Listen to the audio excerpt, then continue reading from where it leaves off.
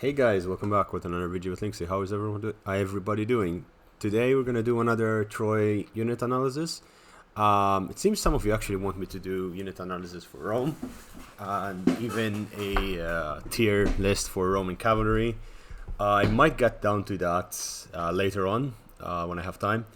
But yeah, it was really nice to see the reactions you got, especially for the Menelaus one. A lot of you were really interested. Today we're looking at another Greek. We're looking at Odysseus, perfectly in timing. See, I've had a chat with him and he was meant to show that when I said his name. Jokes aside, what's Odysseus? Odysseus is a ranged hero for the Greeks. He is an islander, so he's going to have stuff similar to Aeneas and Paris at the same time. His entire army concept is based on skirmishing, hit and run tactics, ambusher. He's ridiculously good at just targeting down pretty much anything that he fights. He has really good units that do a lot of damage but cannot take that much damage, so prolonged fights are not his thing. He usually is the kind of person whose army you need to micro to the T, but in campaign he's ridiculously strong. When he levels up to level 20, even more, like he can kill 7 to 8 units with one of his bows. He's pretty much artillery. The only thing he can destroy is city walls, otherwise he kills everything else. But yeah, let's get straight into the values. There you go.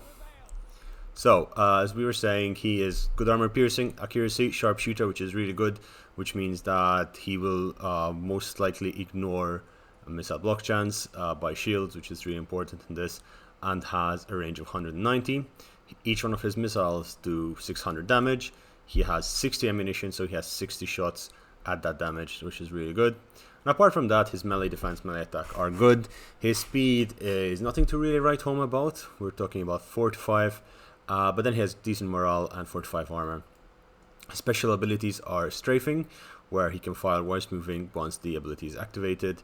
He has he can treat Hades, so he basically triggers this, and he gets boost to his speed, damage, and his stamina increases. He can shoot 3 shots, basically doing a volley. Again, this is all cost rage. He has ability to be unstoppable and snipe, so he gets the additional snipe, stalk, and unspottable. Basically, he can run around hidden and shoot at targets for a good 67 seconds. And his last ability is Flight of Artemis, which basically gives him more damage and he can run faster. Which Flight of Artemis combined with with strafe, he does a lot of damage because he can run and shoot at long distances really easily. Apart from that, he has Aristea, basically just gives him much better stats in the background, more armor, more melee attack, stamina does not go away, and it can be triggered once.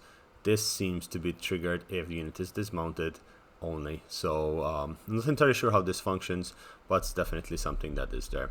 And yeah, Aristea is here. It's the special ability of the hero, which can be found down here.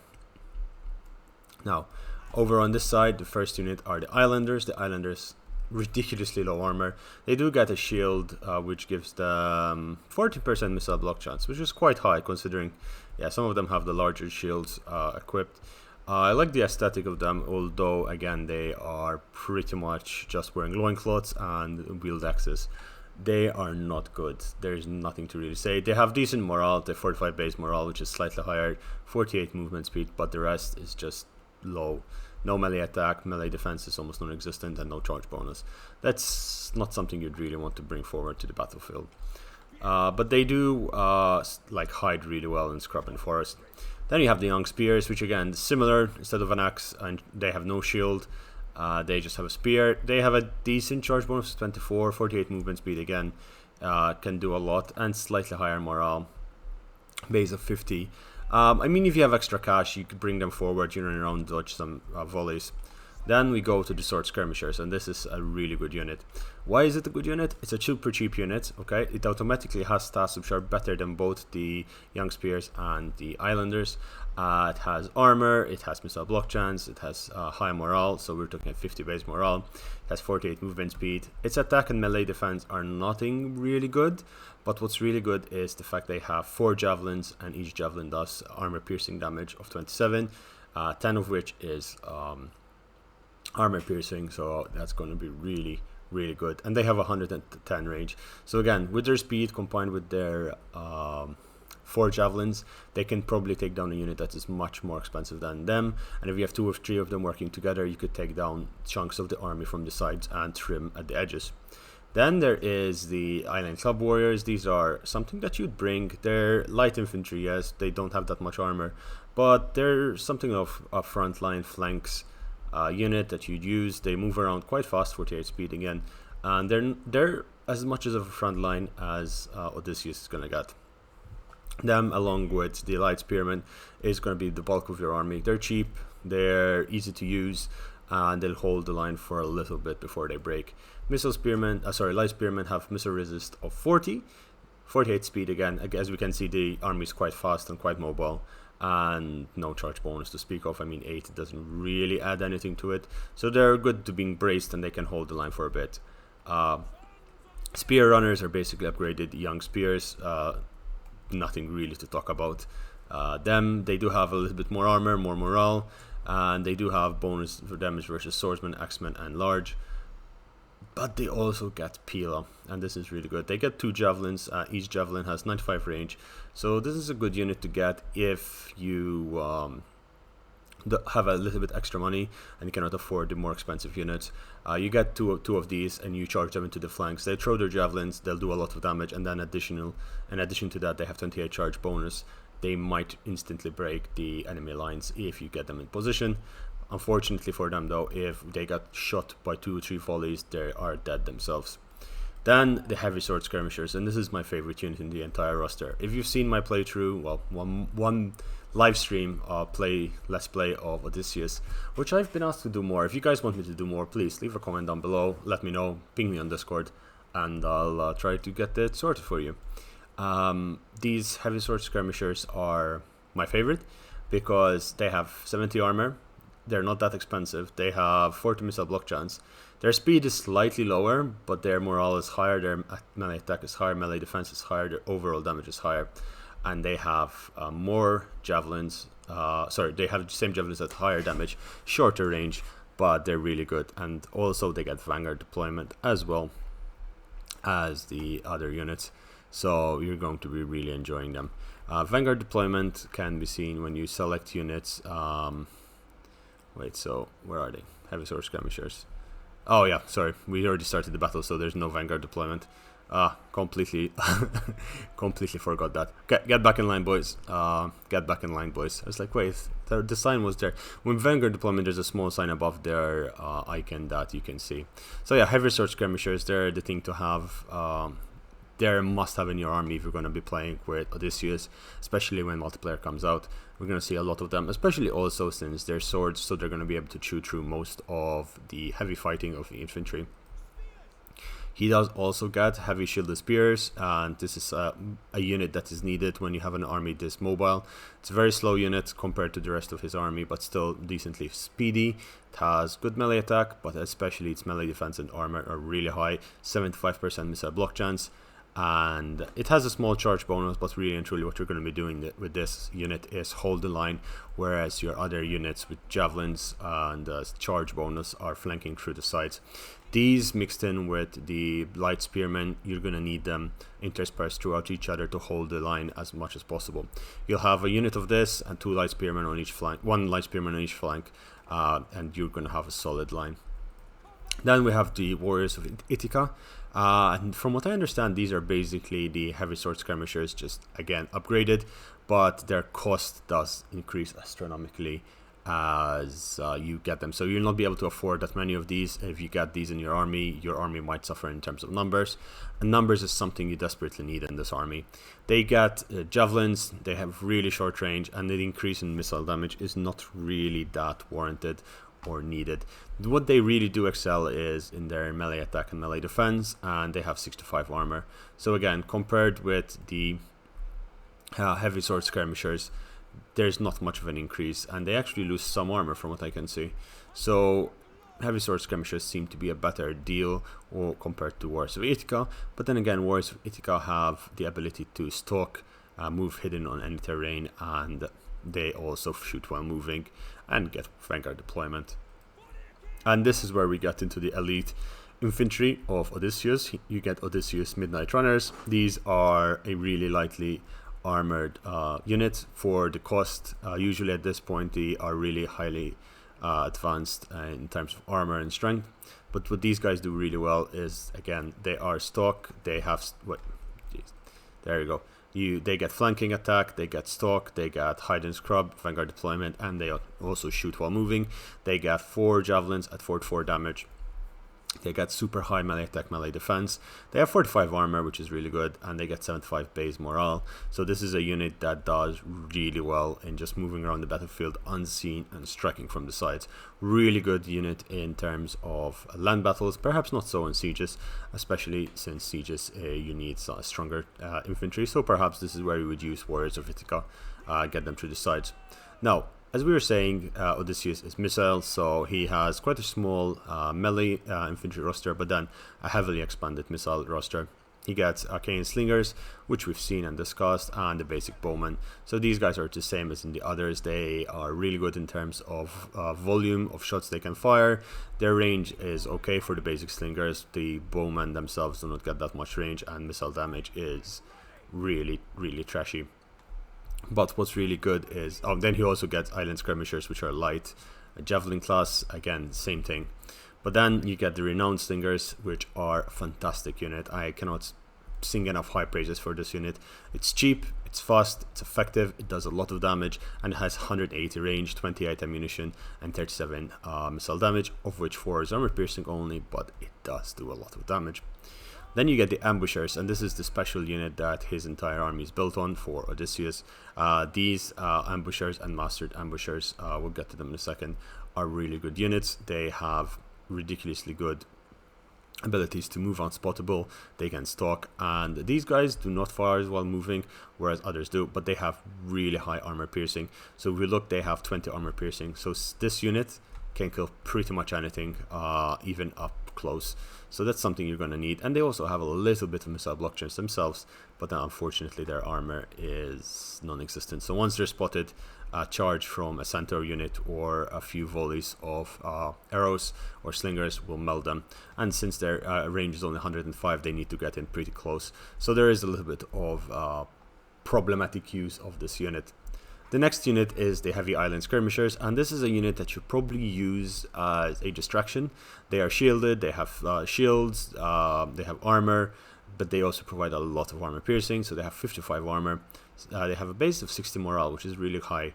Then they do 30 damage, of which 13 is armor piercing. They have 15 javelins, and then they can also do respectively well in melee attack, 26 melee attack and 30 melee defense.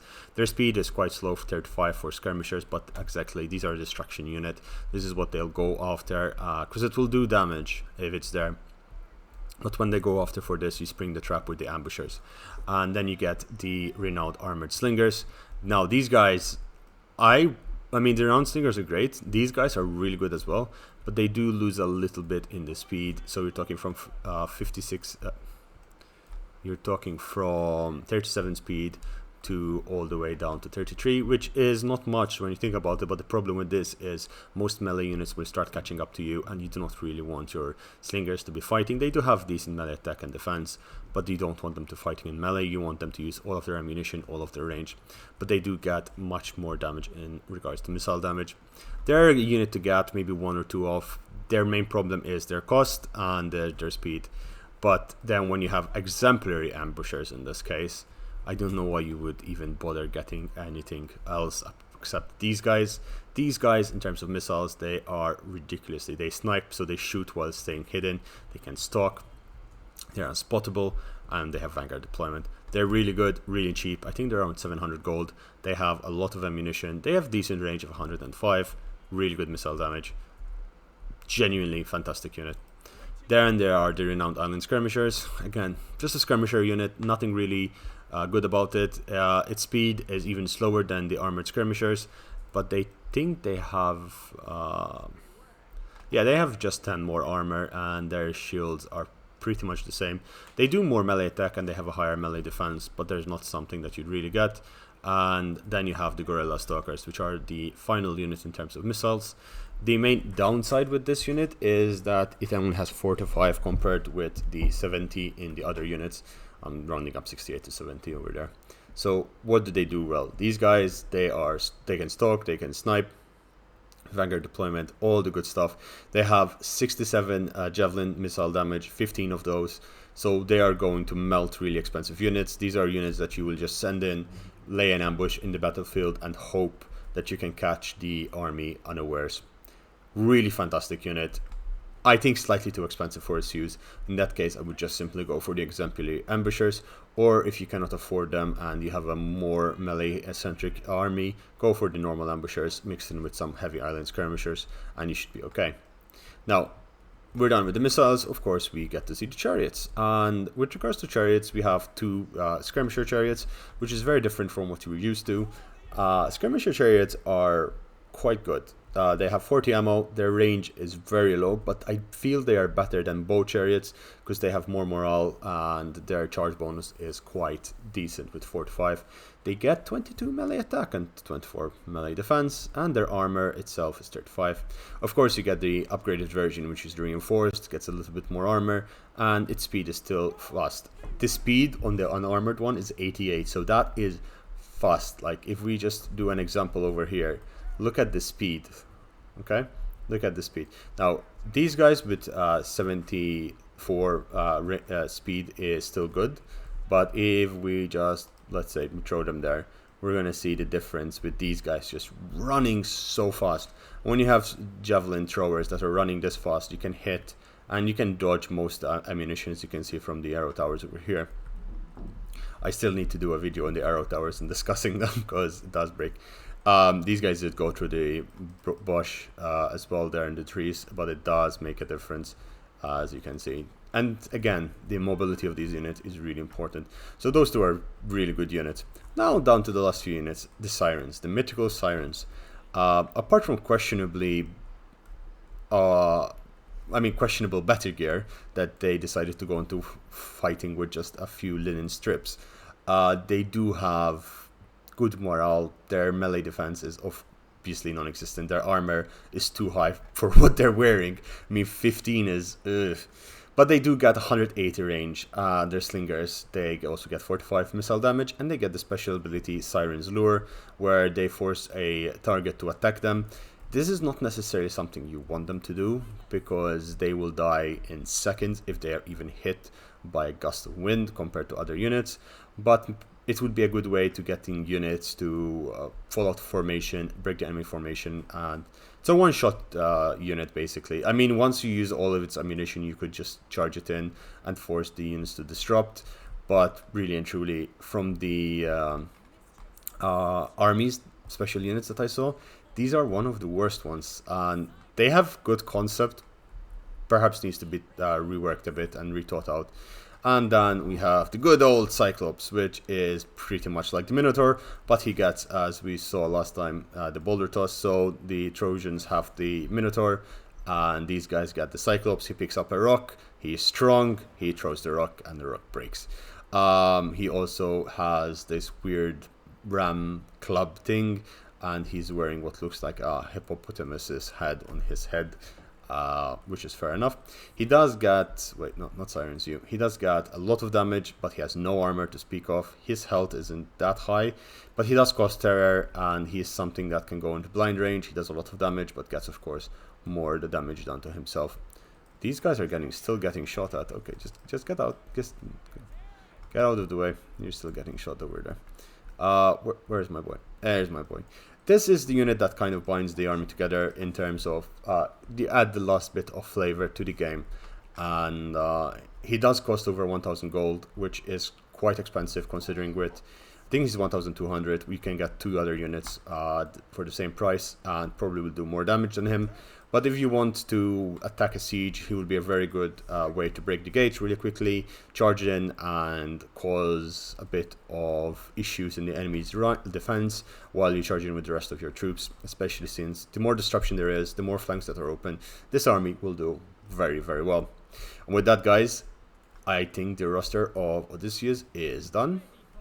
We can check him out again later in the campaign. I must say this is really beautiful in the game. The game itself hopefully should receive an update soon. We're hoping it receives an update soon to fix the trade, the chariots, and some other small things.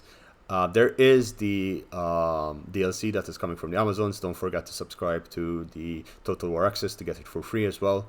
And that's something I'm looking forward to, because the Amazons are going to bring a lot of missiles to the game and a lot of new mechanics, which I'm really looking forward to. And with that said, guys, thanks for watching. I hope you enjoyed it. If you do have an idea as what I should do next after I finish this series, this mini-series on just discussing the units of Troy, I might do one for Warhammer and for Rome. We'll see how it goes, especially since it seems to be getting quite a lot of good feedback from you guys. And yeah, subscribe to the channel if you're still watching at this point. It really helps me. We're trying to reach 600 by the end of this month. I'm not sure it will happen. Haven't been able to put in the hours needed on the channel that I usually do. I hope you understand, but I do have to finish my masters. With that said, take care, stay safe out there, and I wish you all a good day. Bye bye.